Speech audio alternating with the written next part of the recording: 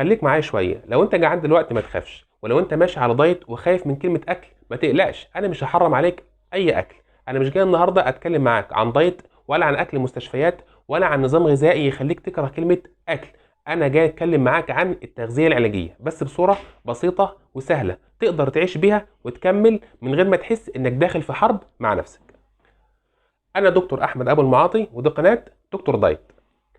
يعني ايه تغذيه علاجيه؟ يعني ببساطه انك تاكل الكميات اللي جسمك محتاجها من غير زياده ولا نقصان. يعني ما تحرمش نفسك ولا تاكل عمال على بطال.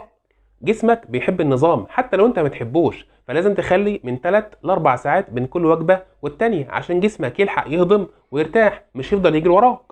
خلي طبقك واضح: نص خضار، ربع بروتين، ربع نشويات، مش كله نشويات. البروتين وجوده مهم جدا جدا جدا عشان بيشبعك، بيهدي الجوع ويخليك تخف كلمه انا محتاج حاجه مسكره. البروتين بقى بيض، فول، فراخ، سمك، عدس، اي حاجه، المهم يكون في بروتين موجود. النشويات مش وحشه بس لها حدود، كلها في وجبتك مش طول النهار عمال على بطال. السكر بقى مش مطلوب تمنعه، بس كل منه على القد، الزياده منه هتفرحك شويه وبعدين تزعلك بعدين. قبل ما تقول جعان اشرب ميه، وقبل ما تقول تعبان اشرب ميه. ممكن المشكله تكون بسيطه خالص انك عطشان. قله النوم بتخلي اي نظام شكله وحش. نام كويس وخلي جسمك في صفك. مش مطلوب انك تبقى مثالي، اهم حاجه تستمر. خطوه بسيطه كل يوم بس كمل، احسن ما تتشجع يومين وبعدين تبطل.